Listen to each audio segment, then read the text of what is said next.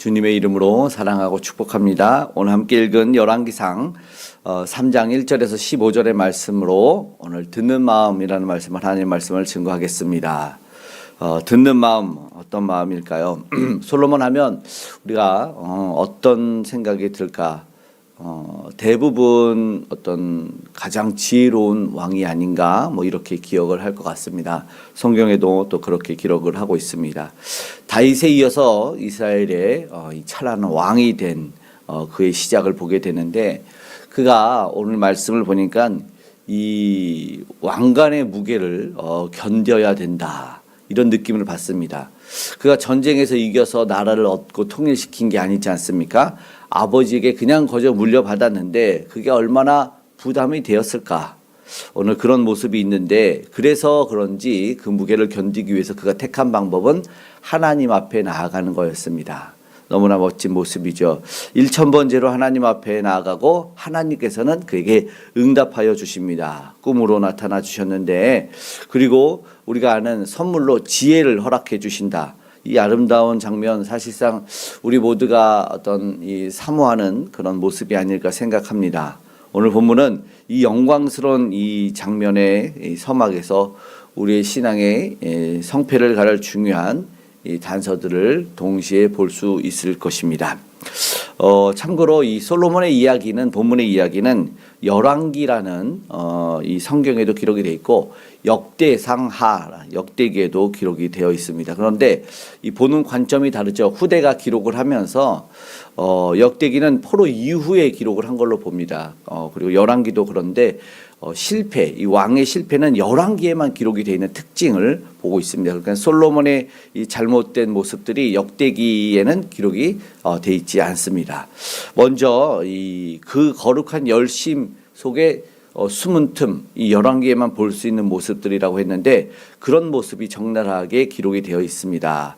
보니까 1000번제를 드리죠. 3절에 솔로몬이 여호와를 사랑하고 그의 아버지 법도를 행하였으나 산당에서 제사하며 분향하였더라. 정확하게 기록을 한 것이죠. 1차적으로. 그런데 얼마나 순수한지 그 모습을, 신앙을 보여주는 것입니다. 하지만 1절에는 의미심장한 말씀을 기록을 하는데, 오늘 열왕기상 3장 1절 한번 읽어보겠습니다. 솔로몬이 애굽의 왕 바로와 더불어 혼인관계를 맺어 그의 딸을 맞이하고 다윗 성에 데려다가 두고 자기의 왕궁과 여호와의 성전과 예루살렘 주의 성의 공사가 끝나기까지를 기다리니라. 확실히 알 수 있는 것, 정략 결혼했다는 거죠. 애굽의 공주를 데려왔어요. 이게 국익의, 그리고 안보의 어떤 현명한 외교적 선택이고, 이거 우리 정략 결혼이라고 하지 않습니까? 이거는 사실상 당장 문제를 일으키지 않을 수도 있습니다. 그런데 작은 허용, 아가서에 비유하면 작은 여우가 돈을 다 헐어버리기 때문에 이 구멍을 막고 여우를 잡으라는 말씀이겠죠. 작은 여우를 허용합니다. 결국 이 이후에 이제 11장에 보면, 넘어가서 보면 우상 숭배의 씨앗이 되는 것을 분명하게 기록을 하고 있습니다. 근데 우리 신앙도 마찬가지입니다. 우리 신앙을 한번 돌아봐야 되는 이유가 무엇일까요? 바로 뜨겁게 예배하고 헌신하고 어제 전도도 했지만 전도도 하고 이렇게 열심히 하는데, 이 한편에 어떤 모습이 타협적인 모습이 있다. 작은 틈이죠. 하나님이 금하셨는데 이 정도는 괜찮지 않을까라는, 요즘엔 다 하니까, 그래서 그 마음의 중심으로 보면은 다윗성이라고 하는 이 심장부에다 들여놓고 있다라는 것을 보게 됩니다. 절대 크고 대단한 거 아니죠.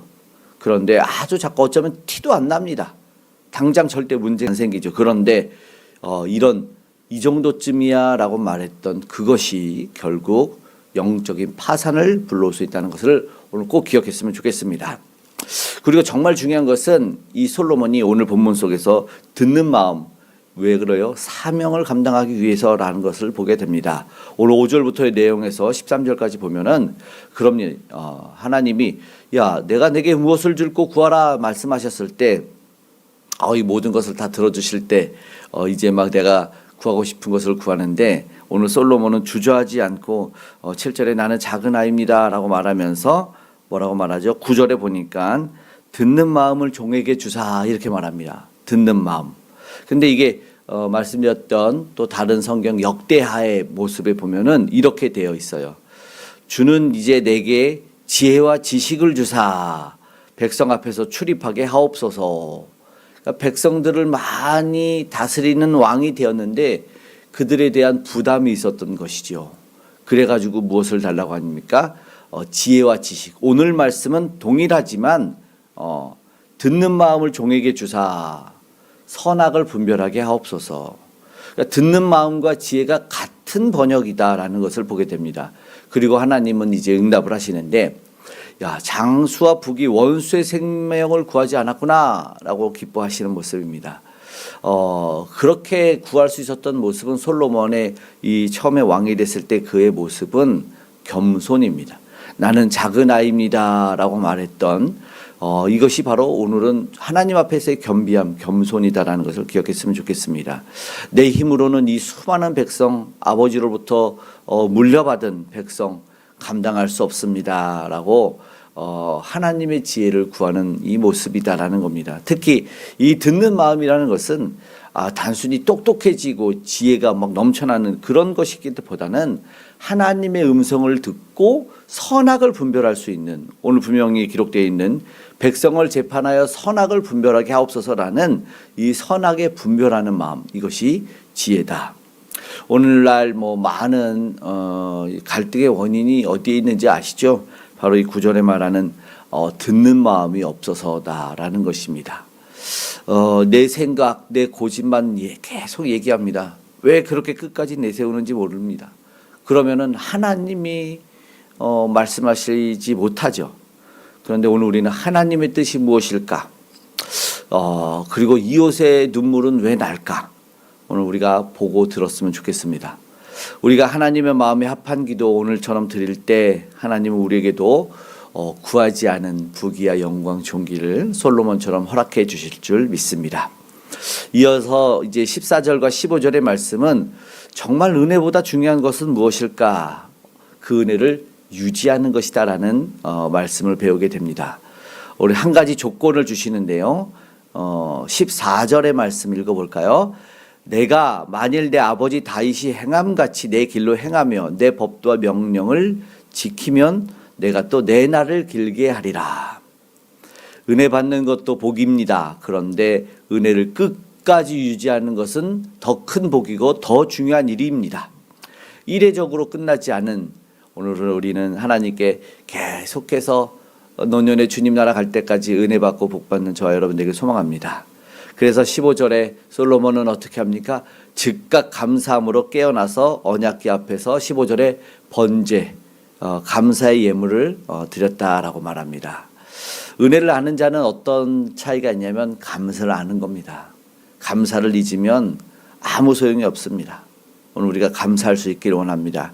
그리고 한 가지 더 안타깝게 이 솔로몬이 어떻게 되는지 한 번만 더 기억을 해야 되는 것은 이 초심이 말년까지 이어지지 않는다라는 거죠. 우리 사울 왕도 압니다. 신앙은 과거의 훈장으로 이 상 받았던 걸로 사는 것이 아니라 지금의 순종으로 사는 것이다라는 것을 배우게 되는 것 같습니다. 오늘 우리가 이런 멋진 신앙을 소유할 수 있기를 소망하며 기도했으면 좋겠습니다. 오늘의 솔로몬 결국 지혜로 응답받고 나라를 잘 다스립니다. 그러나 무엇을 못 다스렸죠? 자기의 마음을 다스리지 못했습니다. 듣는 마음 오늘 우리는 끝까지 있었으면 좋겠습니다. 인간의 지혜는 한계가 분명한 것 같습니다. 오늘 우리에게는 솔로몬보다 더 크신 분, 지혜의 근본이신 예수 그리스도가 계심을 이 시간에 한 번 더 기억하고 기도할 수 있기를 소망합니다. 예수님은 왕의 자리에 계셨지만 스스로 작은 아이가 되셔서 종의 형체를 입고 이 땅에 내려오셨습니다. 그리고 죄인들의 그 신음소리를 듣고 그들과 함께한 왕이십니다. 그들의 마음을 감찰하시고 그들을 향하여 눈물 지었던, 나사로의 죽음 앞에서도 눈물 지었던 듣는 마음을 사르셨던 예수님은 결국 십자가까지 올라가셨다라는 것입니다. 오늘 솔로몬은 이방 여인과 혼인함으로 나라를 위태하게 했지만 예수님은 죄인인 우리를 신부로 맞이하신 분이다. 그래서 자신의 생명을 내어주시고 낫기까지 순종하신 분이다. 오늘 우리가 최고로 여겨야 될 지혜, 바로 내 안에 계신 예수 그리스도의 마음을 품는 것이기에 그렇게 기도할 수 있기를 소망합니다. 불완전하고 불안한 이 지혜들을 내려놓고 지혜의 근본 대신 예수님을 의지함으로 말미암아 견고하고 흔들리지 않게 살아갈 수 있기를 소망합니다. 오늘 말씀을 마치고 함께 기도하기 원합니다. 오늘 우리는 과연 무엇을 구하며 하루를 시작하고 있습니까? 오늘 이 새벽에 어떤 기도와 간구를 하고 있습니까? 혹 나의 유익, 내 장수 재물, 아니면 과연 내 사명 감당을 위한 듣는 마음인지 돌아봤으면 좋겠습니다. 오늘 이 솔로몬처럼 하나님 앞에 겸비한 겸손한 모습이 있기를 소망합니다. 나는 작은 아이입니다. 주님이 가르쳐 주시지 않으면 한 걸음도 뗄 수 없습니다. 오늘 제가 그런데 그런 고백이 우리 모두에게 있었으면 좋겠습니다. 내 삶의 구석구석에 들여놓은 행여나 애굽의 딸들이 없기를 소망하고, 그리고 이 시간 단호히 몰아낼 수 있었으면 좋겠습니다. 오늘 우리가 주님의 법도를 온전히 따른다면 하나님은 우리의 삶의 지경을 넓혀주시고 견고하게 하실 줄 믿습니다. 아멘. 기도하겠습니다. 사랑의 아버지 하나님, 감사합니다. 초심이 아버지 하나님 초심으로 끝나지 않도록 계속된 마음으로 변치 않는 마음과 심령과 신앙되는 우리가 될 수 있도록 도와주시옵소서. 오늘 주님을 만났던 그 간절함과 그 사모함과 겸손한 마음 하나님 오늘 우리에게 더하여 주시고, 행여나 내 고집, 아버지 내 생각으로 주님의 뜻이 이루어지지 않는 아버지 그런 안타까운 비극은 일어나지 아니하게 하여 주시옵고, 오늘도 우리에게 허락하신 은혜의 예수, 지혜의 근본이신 주님 꼭 붙잡고 나아갈 수 있는 우리가 되게 도와주시길 원하며, 이제 이 나라 이 민족뿐만 아니라 세계 열방까지 우리 주님 만나 평화를 누리길 원합니다. 전쟁과 기근과 테러가 모두 멈추길 원합니다. 우리 주님 만나 참 자유함을 얻게 하여 주시옵소서. 태평성대가 있게 하여 주시옵소서. 오늘도 생명의 복음을 전하는 선교사님들과 복음 전도의 삶을 살아내는 우리 믿음의 성도님들을 지켜보아 주시옵소서. 땅끝까지 주의 복음이 전달되게 하여 주시옵고, 참된 주님 만나 참된 자유와 아버지 하나님 샬롬을 아버지 하나님 누리는 우리가 되게 도와주시길 원합니다. 행여나 이 시간 곤고한 자들이 있습니까? 마음이 아픈 이들이 있습니까? 불만과 불안과 아버지 하나님 주여 여러 가지 약한 마음들이 주여 물러가기 원하며, 또 아버지 하나님 바이러스 질병 암덩어리가 사라지길 원하오니 주여 우리를 고쳐 주시옵소서. 치유하여 주시고 회복시켜 주시옵소서. 주의 아버지 하나님 백성들이 하나님 기뻐하는 빛과 소금의 삶을 살아내게 하여 주시옵고, 하나님의 은혜가 아버지 북녘으로도까지 흘러 아름다운 복음의 통일이 이루어지는 선교 대한민국으로 다시 한번 서는 평양 대부흥의 날처럼 오늘 대한민국의 그 부흥의 역사가 일어나게 하여 주시고, 아버지 이 작은 교회도 하나님 기억하사 하나님의 온전한 통치가 이루어지게 하여 주시고, 무엇보다 귀한 다음 세대가 그렇게 은혜 가운데 잘 성장해 갈 수 있도록 주님 도와 주시옵소서. 오늘도 간절한 기도의 제목으로 주님 앞에 나와싸우니 응답하여 주시고 함께하여 주시옵고, 우리 수요 예배 가운데도 뜨거운 은혜 아버지의 성령의 충만함을 덧입혀 주시옵고 꼭 응답하여 주시옵소서. 감사드리며 고마우신 예수님의 이름으로 기도드리옵나이다. 아멘.